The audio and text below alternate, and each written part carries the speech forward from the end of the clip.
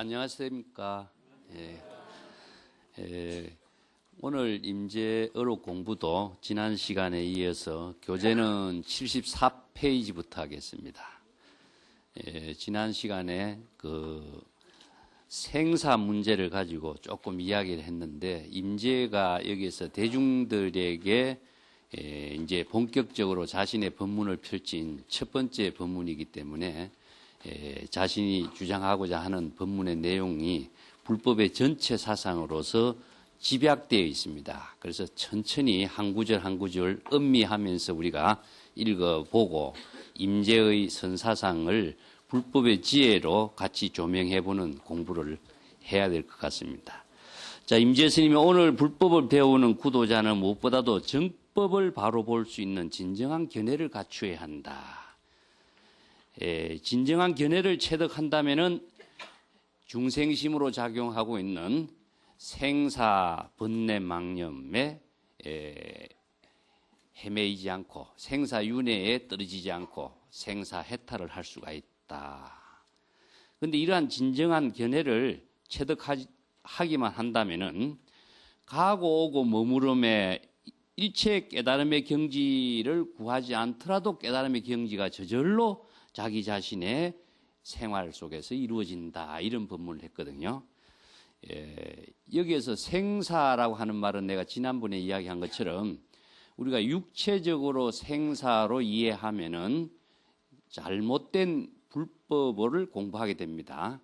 그래서 생사는 생사윤회라고 이해를 여러분 하셔야 되고, 생사윤회는 근본적으로 우리들 마음속에서 일어나는 번뇌 망념을 생사윤회라고 이해를 하셔야 됩니다.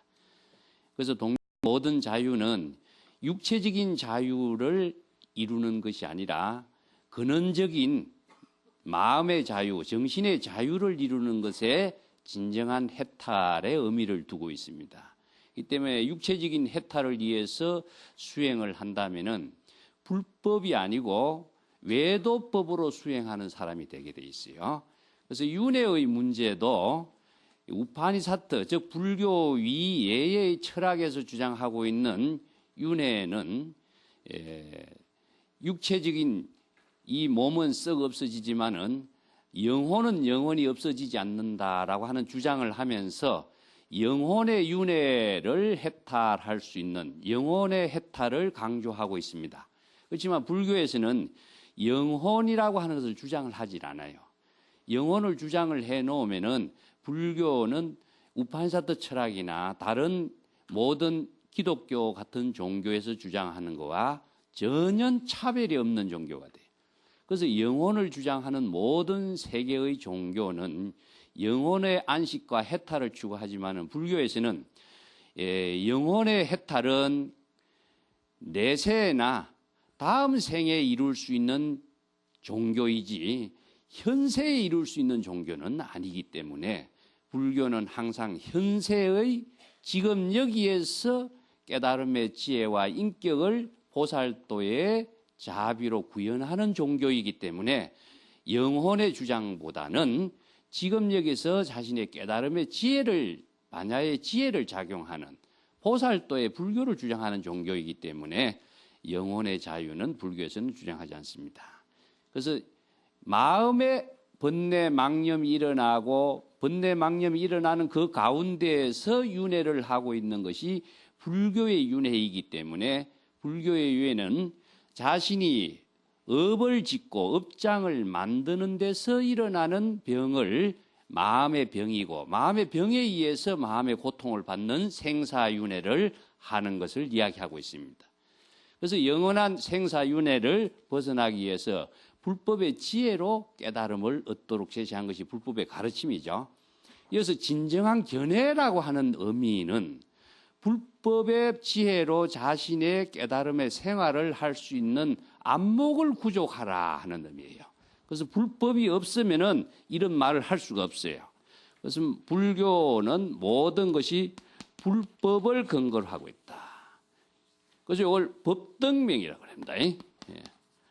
법을 등불로 살아라. 그 부처님이 돌아가시면서 법을 등불로 살아 그랬죠. 이 불법을 불법이라고 하는 것은 궁극적으로 언어를 통해서 방편의 법문으로 제시하고 있습니다. 이 방편 법문으로 제시한 언어를 깊이 참고하고, 이 참고하는 것이 무엇이냐 하면은 사유한다, 참고한다, 이것을 우리가 참선 공부라고 합니다. 참선 공부해서 불법의 가르침을 언어라고 하는 방편을 통해서 불법에서 제시하고 있는 진정한 가르침이 무엇이냐, 이게 진실인데 진실이 된 삶을 체득할 수 있는 지혜를 구족하라. 그래서 이 지혜를 구족하도록 하는 것을 진정한 안목이라 그래요. 진정한 견해다, 이런 이야기합니다. 이번 시간에는 진정한 견해가 무엇인가 하는 것을 불법의 지혜로 가지고 한번 이야기를 좀 하고 넘어가야 됩니다. 이거 정리가 안 되면은 불교에서 지혜란 말을 그렇게 강조하는데, 반야의 지혜, 반야바라밀다 이런 말 강조하는데 지혜란 구체적으로 어떤 것인가, 여기에 대해서 많이 애매하게 잘 이해가 안 되는 사람이 많이 있죠. 자, 이것을 제가 여기서는 임재가 이야기하는 지혜란 말은 진정한 견해로 표현하고 있는데, 우리가 팔정도에서 정견이란 말이 나오죠. 예? 진정한 견해, 이 정견이란 말을 씁니다. 예.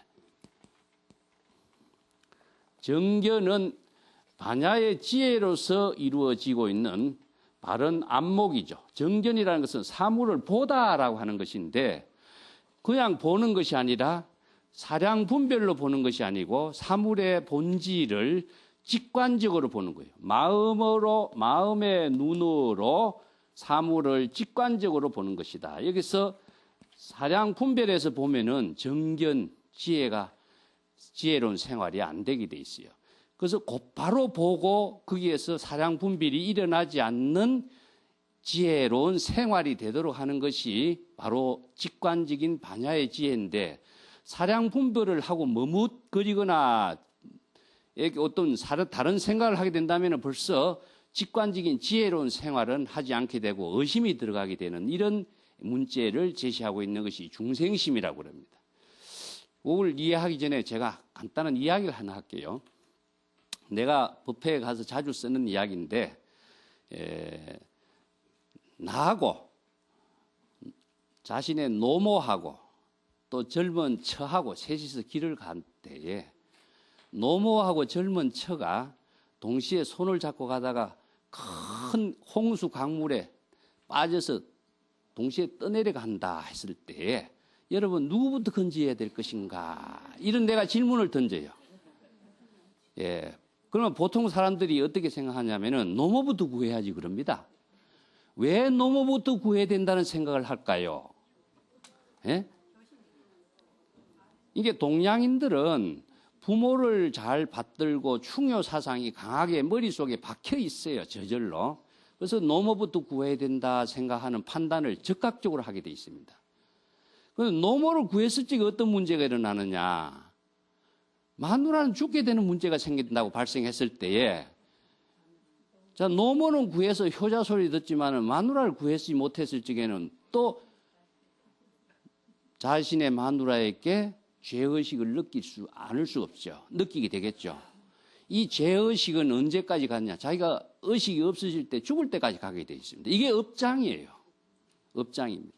반대로 노모는 살 만큼 살았으니까 나하고 오래 살 마누라 구해야 되겠다, 이런 분별심을 딱 일으키고 자신의 처를 구하고 노모는 못 구했다. 그렇게 또한 노모를 구하지 못했다는 죄의식이 평생 남아있죠. 그래서 어느 한쪽을 선택하면 어떻게 되느냐? 부작용이 반드시 남고 어느 한쪽의 순간적인 분별심의 작용에 의해서 업장은 만들어지게 되어 있습니다. 이것이 중생심의 살림살이다. 그러면 궁극적으로 어느 한쪽의 업장도 남지 않고 자신이 바른 지혜로운 삶을 실행하는 것은 과연 어떻게 해야 될 것이냐 하는 것을 우리가 생각해 봐야 되겠죠.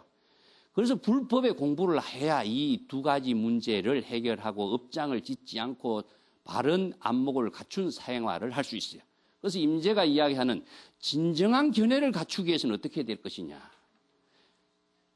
진정한 견해를 갖추지 못한다면 불법 공부를 평생 한다고 하더라도 날마다 업만 짓는 중생으로서 살았지, 지혜로운 삶을 살았다고 말할 수는 없겠죠. 그래서 불법 공부를 바르게 해야 안목이 갖추어지고 참선 공부를 바르게 해야 정법의 안목을 갖추어서 자신이 지혜로운 삶을 살고 업장을 소멸하는 삶을 살아요. 우리가 업장을 소멸한다 이런 말을 보통 많이 쓰는데 생사의 번뇌 망념이 일어나면 업을 짓는 중생이기 때문에 생사의 업을 초월하는 것을 생사해탈하는 지혜를 반야의 지혜를 구족하는 생활이 바로 업장을 소멸하는 생활이 돼요. 그래서 어떤 사람들은 업장 소멸해서 옛날에 지은 업장을 소멸하기 위해서 절에 가서 열심히 기도하고 공부하고 한다지만은 옛날에 지은 업장을 소멸하는 것보다도 지금 업장 소멸하는 것이 더 급한 일이에요. 지금 업장 소멸하지 않고 옛날 업장만 소멸한다면은 지금은 업장이 어떻게 되겠어요? 그래서 옛날 업장은 내가 지금 소멸할 수가 없습니다. 지금의 업을 짓지 않고 지혜로 사는 것이 진정한 견해로 안목을 갖추어서 지혜롭게 사는 것이 바로 모든 업장을 소멸하는 공부다라고 여러분 바로 아셔야 돼요.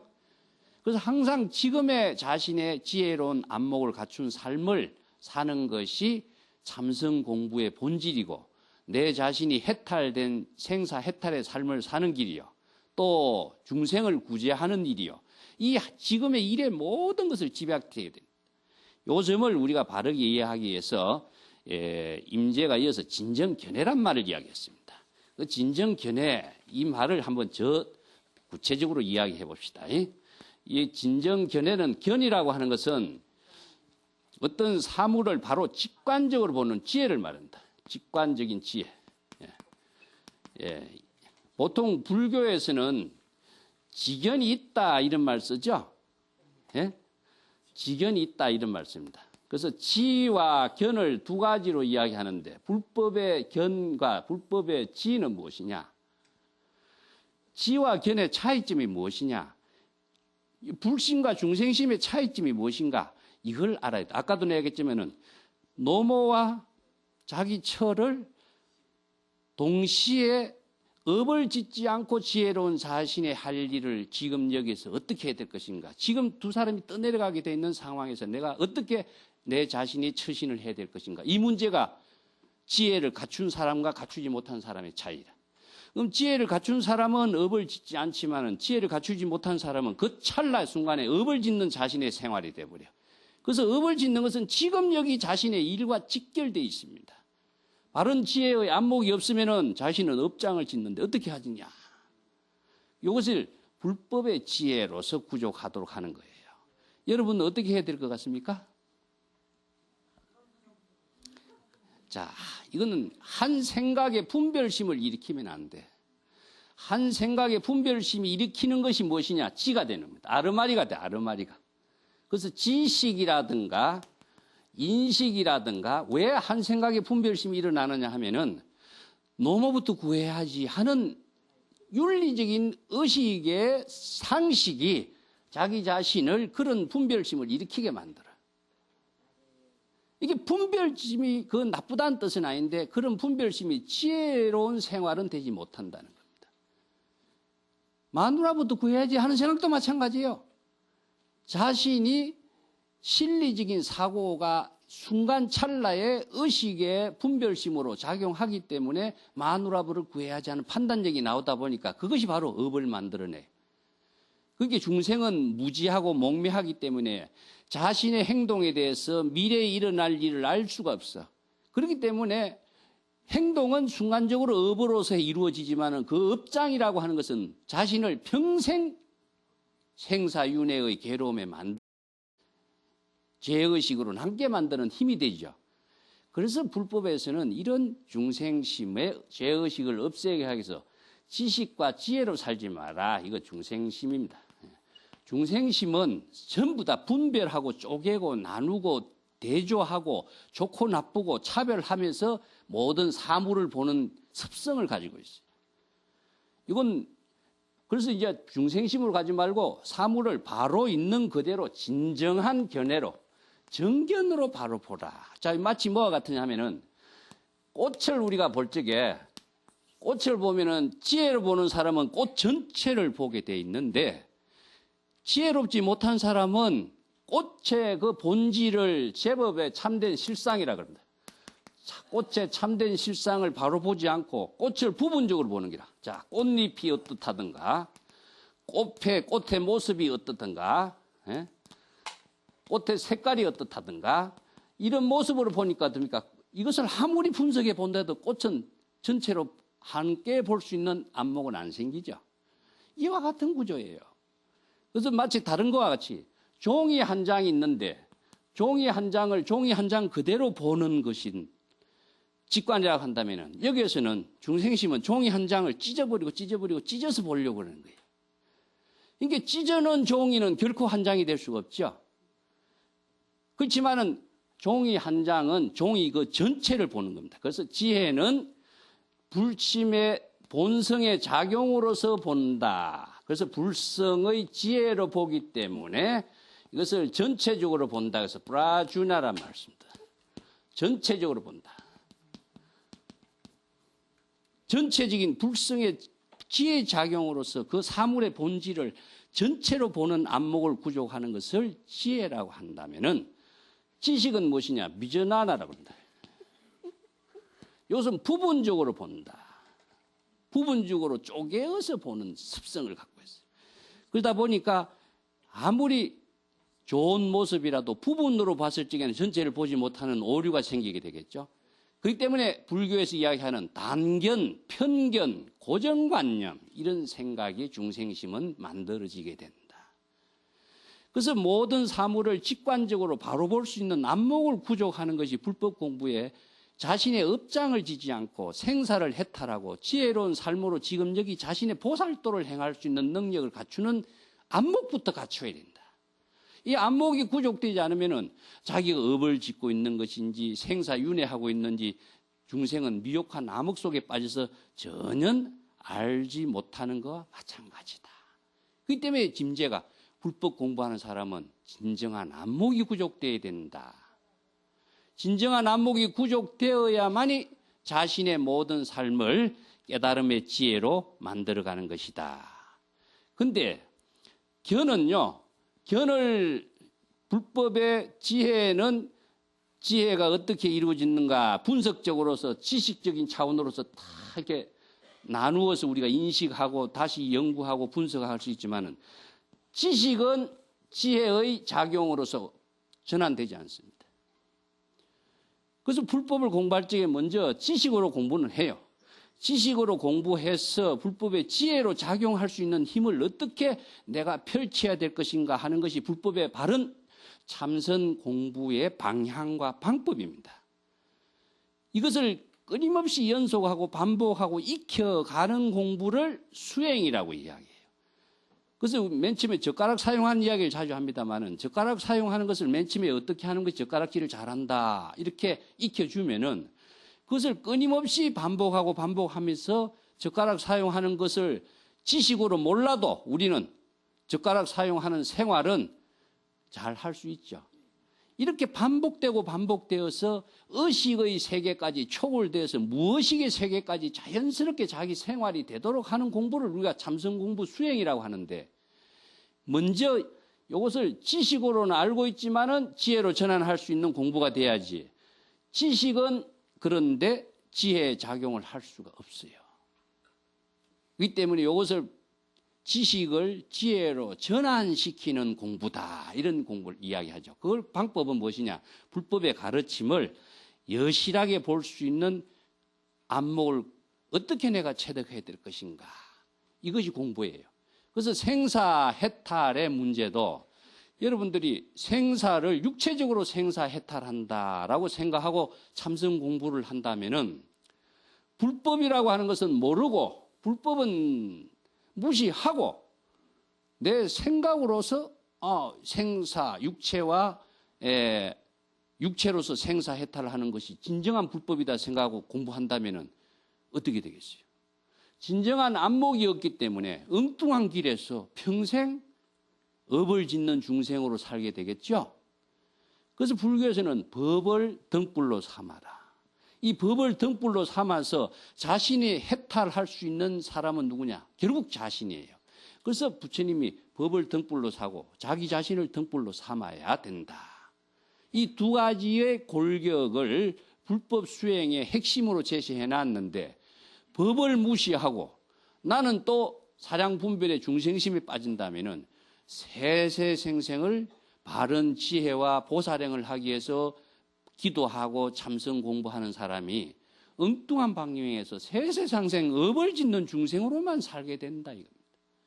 그리고 또 하나의 정견에 중요한 것은 선지식이 바른 안목과 바른 지혜를 구족해야 많은 사람들을 좋은 인연, 좋은 방향, 좋은 길로 인도해서 보살행을 하고 부처가 되고 보살행을 실행할 수 있는 능력을 갖추는 인연을 심어줘야 되는데 그 불보살이 될 수 있는 인연을 심어주지 못하고 업을 짓는 중생이 되는 인연을 심어준다면은 그 선지식이라고 할 수 있겠느냐. 그래서 임재가 강조하는 것이 항상 바른 안목을 갖춰야 된다. 이것이 정법안장이라고 이야기합니다. 서가모니 부처님이 가스백께 법을 전한 내용이 무엇이냐? 이 정법의 안장을 전해준 거예요. 법을 어떻게 전해줘요? 법이라는 것은 불법을 바로 볼 수 있는 진정한 안목과 지혜의 능력을 구족한 것을 인정하는 것에 대한 것을 불법을 전해줬다라고 이야기합니다. 아무리 법을 전해주고 싶지만은 불법은 다 설해놨어요. 그렇지만은 각자 자신이 이 불법을 쓸 수 있고 불법을 통해서 보살행을 할 수 있는 능력을 구족하지 못했다면은 법을 전해줄 수가 없어요. 이 때문에 스승과 제자의 인가라고 하는 것은 법을 중심으로 해서 이루어졌지 사람과 사람을 중심으로 이루어진 것은 결코 아니다는 사실을 꼭 명심해야 됩니다. 그래서 우리 서산 대사의 문화에서 청매인호 선사라고 유명한 분이 계시죠. 청매인호 선사가 10가지 이익이 되지 않는 일 가운데 이런 말을 썼습니다. 불신정법이면은 정법에 대해서 올바른 확신을 갖지 못한다. 이건 믿음이란 말씀 안 됩니다.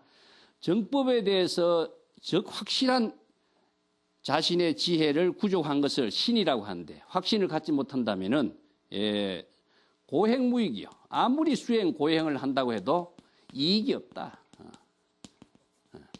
왜 이익이 없냐? 고행이라고 하는 것 자체는 바른 수행을 하기 위해서 우리가 고행을 한다는데 업을 짓는 중생으로서 고행을 하는 것이 불법 수행은 아닙니다. 그래서 바른 안목을 갖추고 바른 안목에 맞는 자신의 수행 생활을 해야 공덕을 짓고 불보살로서의 일체 중생을 구제하는 원력의 삶을 해양할 수 있는 사람이 되는데 자신도 업을 짓는 중생으로서 남도 업을 짓는 중생으로 인연을 맺어준다면은 이것이 수행, 고행한다는들 무슨 이익이 있겠느냐. 그래서 정법의 안목이 강조되는 것 이유예요. 그래서 경전과 의록이라고 하는 것은 이런 부처님의 참된 가르침을 바르게 깨닫도록 제시하고 있는 법문이다 하는 점을 꼭 명심하셔야 됩니다. 이 때문에 이러한 정법의 안목을 바로 구족한다면 내가 깨달음을 구해야지, 내가 한 소식을 얻어야지 이런 생각을 갖고 공부하는 사람이 많은데 정법으로서 바른 안목을 갖춰서 참선 수행하는 그 자체가 바로 자신의 깨달음의 생활인 거예요. 바로 그 어떤 것을 구하려고 하는 생각이 자기 자신을 또 업을 짓는 중생이 된다는 사실을 모르는 것이 또 중생이에요.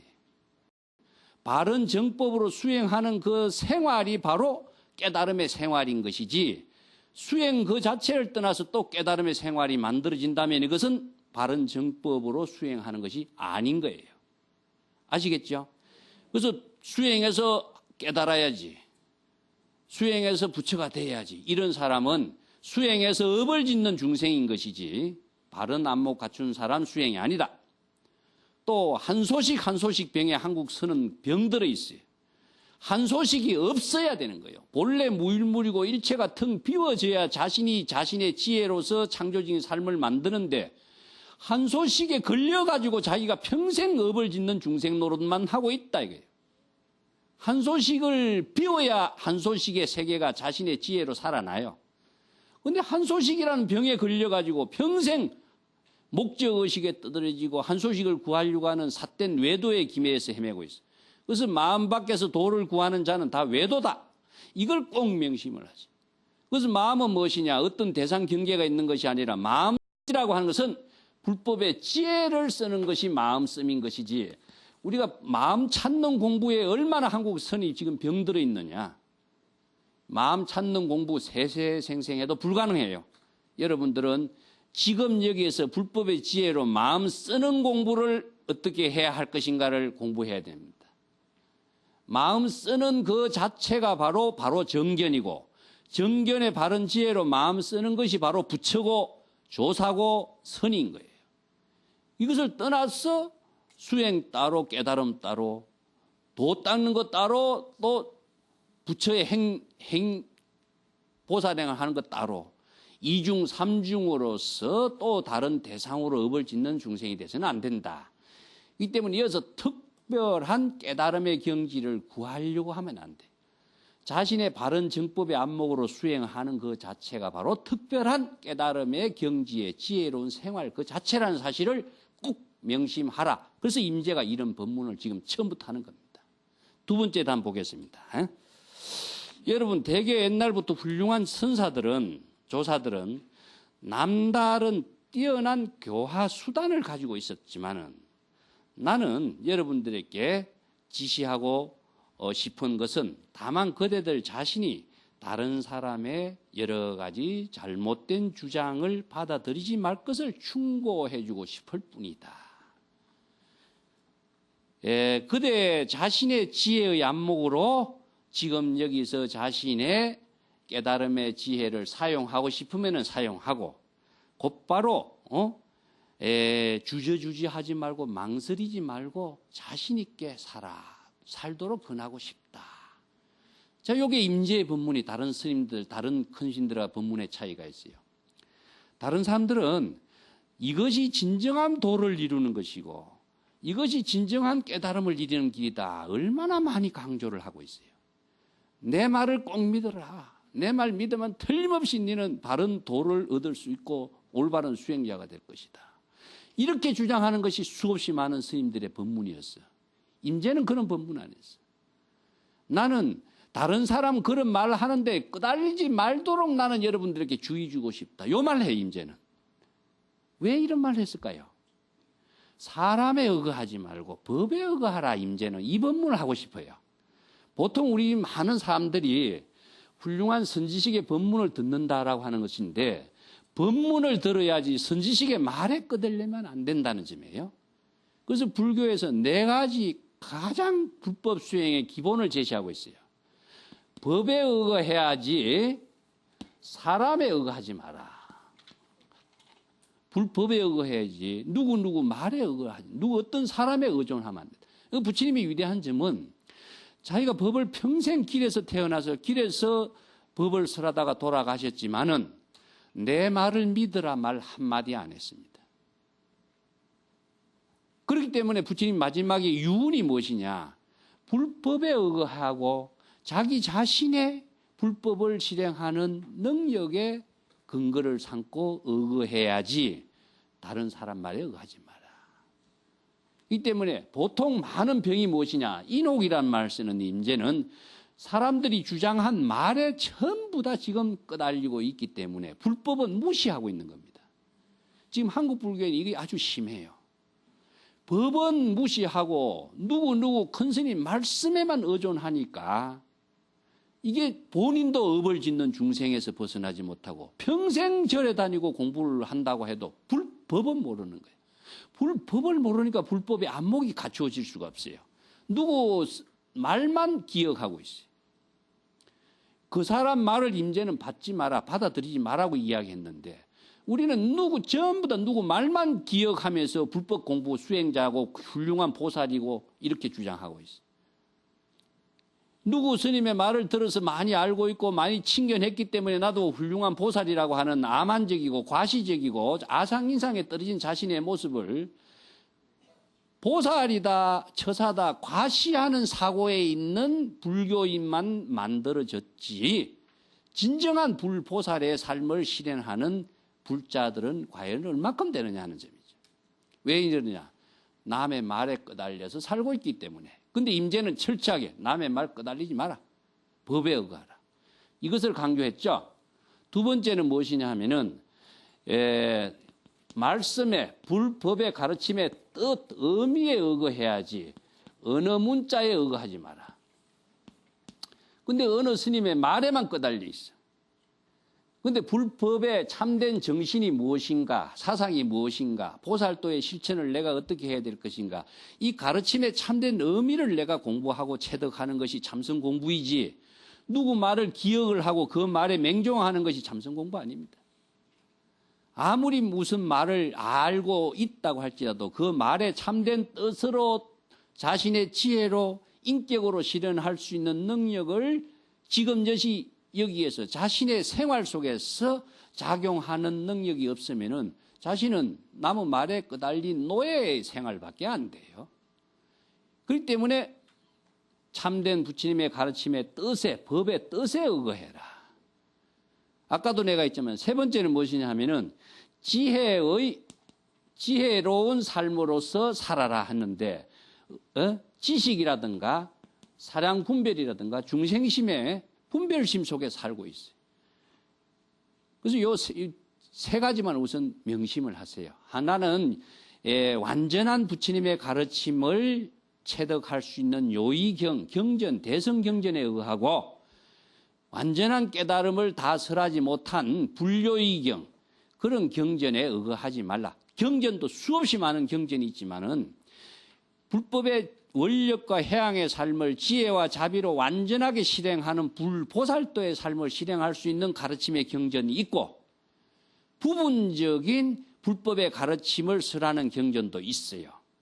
그렇기 때문에 부분적으로 설하는 가르침에 의거해서 자칫 불교의 근본을, 본질을 잘못 실행하는 사람이 될까 걱정스러워서 이런 이야기를 한 겁니다.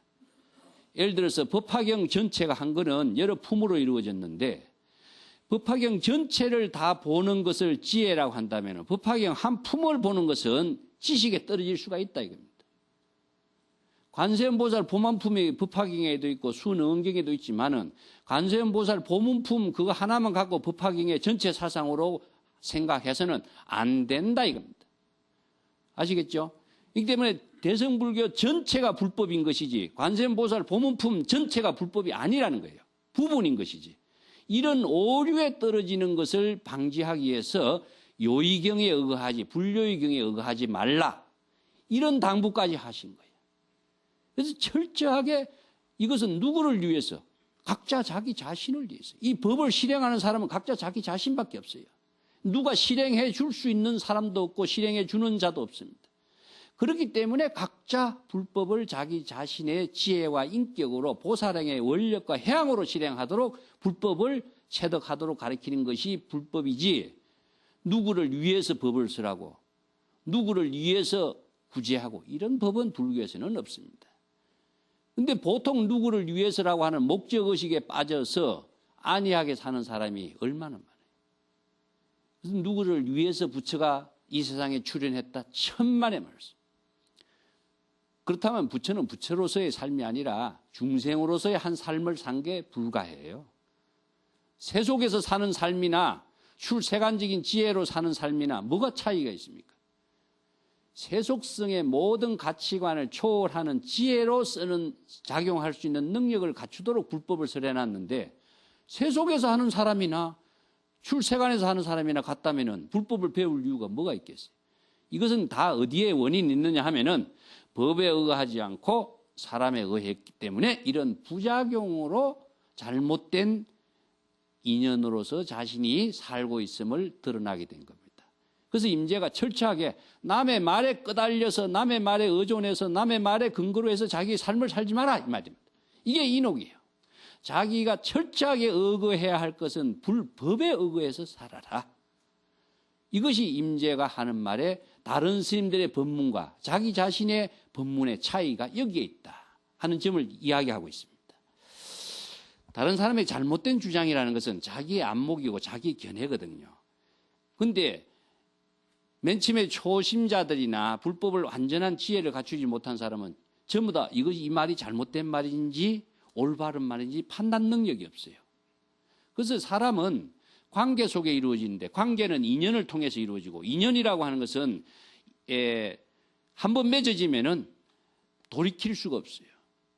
그래서 나쁜 인연이 맺어지면 자신은 모르지만 나쁜 인연 속에 평생 그 인연을 갖고 살게 되어 있습니다. 한번 돌이킬 수 있는 기회와 시간이 없기 때문에. 그래서 좋은 인연을 맺어주는 선지식을 우리가 불교에서 훌륭한 선지식이다, 좋은 인연을 맺어주는 사람이에요. 그 도둑놈 인연 맺어보세요. 평생 도둑놈 인연으로 살게 되어 있습니다. 좋은 인연을 맺는 거 이 자체가 뭐냐, 날짜마다 좋은 국도 밝은 스승 만나면 이 발음문에도 있는 거예요.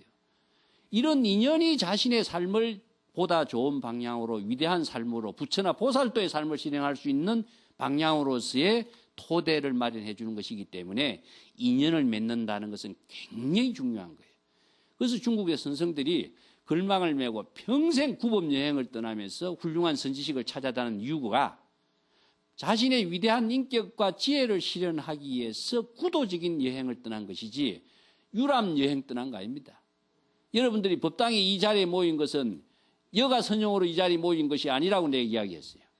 구도적인 자신의 원력의 삶을 실현하는 장소, 인연을 맺기 위해서 오셔야지, 심심하니까 한번 가보자, 누가 무슨 이야기 재미나니까 한번 가 들어보자, 이것은 자신 인생에 대한 철저한 자각이 너무나 없는 모습이죠. 우리가 얼마나 귀중한 삶을 살고 있는데, 한 번의 만남과 한 번의 기회의 인연 속에 우리는 살고 있는데, 이 귀중한 삶의 기회와 인연을 얼마나 무의미하게 시간 낭비하고 살고 있는가. 이것은 마치 뭐와 같으냐면은 인생을 낭비한 죄인이 되는 겁니다. 좋은 성근 공덕의 인연을 심어서 자신이 성근 공덕의 인연을 해양할 수 있어야 인생을 아주 멋있게 살고 불보살로 사는 삶을 회양할 수 있는데, 심심풀이로 사니까 어떻습니까? 시간 낭비가, 인생을 낭비하는 죄인으로서 생각하는 내용이 전부 다 업장과 사량 분별로서 이런 중생으로 삶을 산다는 모습이 얼마나 무의미한 가치 없는 삶이냐.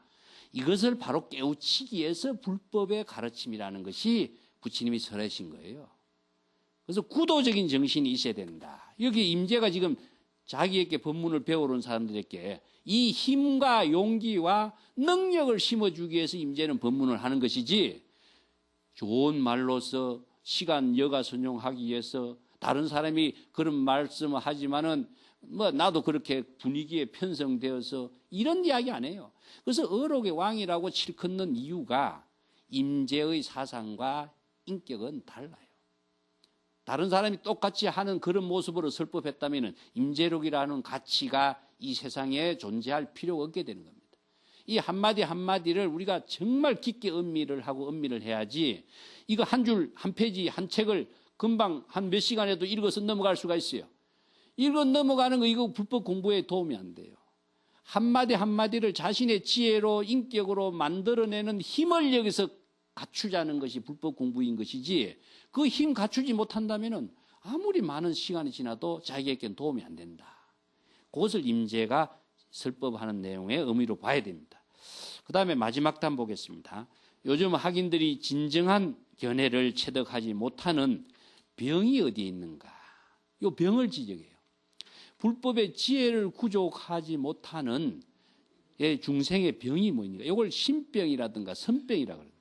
신병은 번뇌 망념의 병이고, 선병은 수행자가 수행을 하면서 바른 안목을 갖추지 못해서 생기는 병을 선병이라고 그래요. 그래서 참선 수행자가 전부 다 이 선병에 걸려있는 환자다. 병을 만드는 자기도 몰라요. 안목이 없기 때문에. 그래서 이 병을 지적해 주는 사람이 선지식인데, 선지식이 학인의 병이 무엇인가 어디에 있는가를 판단하기 위해서 선문답이라는 대화를 하는 겁니다. 한마디로 말해서 의사에게 환자가 가서 진단을 하면서 한두 마디 건네는 말이에요, 이게.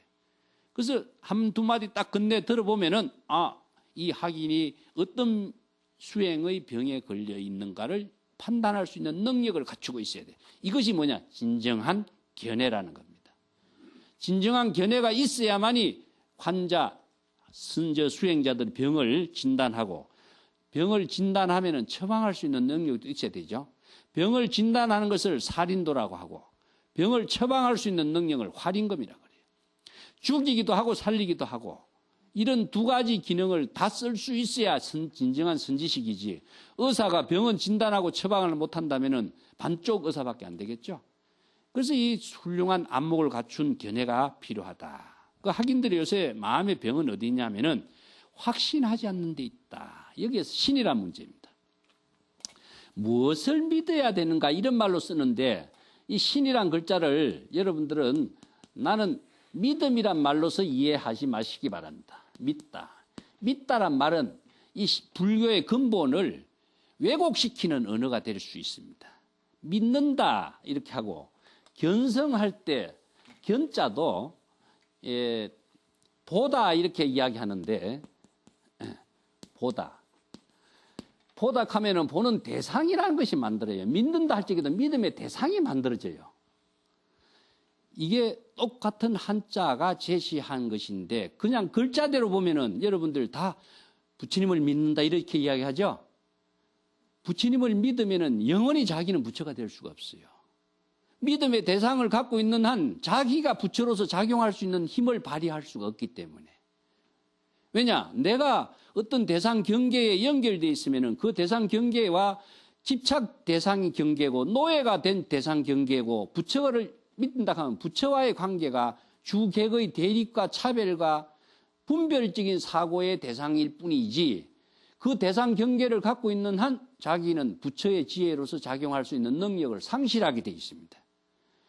그렇기 때문에 이 언어가 갖고 있는 자동적인 의식의 사고의 변화가 대상을 만들어가는 언어가 되기 때문에 언어를 통해서 진실된 세계를 체득하는 지혜가 불법 공부지 언어를 통하지 않고서는 불가능해요. 언어를 통해서 우리가 사유하고 생각하는 내용도 전부 다 언어입니다. 언어 그 자체가 자신의 모든 지혜와 인격을 만드는 하나의 키워드이기 때문에 방편이기 때문에 그것을 무시하고 우리 불법 공부는 안 되거든요. 그래서 이것을 무엇이냐 확신이란 말 씁니다. 나는 확신 철저하게 자기 자신에 대한 신념을 갖게 되는 거죠. 이게 확신이라는 것은 신념이나 신심이나 이런 말을 쓰는 것은 대상을 두지 않고 자기 자신의 불성의 작용으로서 그러한 사실을 불법을 자기가 확인을 함으로 해서 확신을 갖게 되는 힘을 발휘해야 된다. 참선 공부는 언어라고 하는 문자를 사용해서 불법이라고 하는 것을 언어라고 하는 방편을 사용해서 언어를 참고하는 겁니다. 언어를 참고하면서 자기 자신이 참고하는 내용이 무엇이냐. 참선 공부의 내용을 내가 다음에 또 이야기하겠지만은 언어를 통해서 자기 자신이 스스로 질문을 던지고 자기 자신이 대답을 찾는 거예요. 자문자답입니다. 여러분 생각하는 내용 한번 보세요. 전부 다 언어를 통해서 생각하고 자문자답하는 것이기 때문에 자문자답하는 내용에 대한 확신을 갖게 되는 것을 자기가 확인을 통해서 이루어지는 힘을 말하고 있어요. 그래서 확신은 바로 자신을 깨달음으로 만드는 힘이다. 여기까지 오늘 이야기하고 다음 시간에 좀 더 이야기하도록 하고 오늘 마치겠습니다.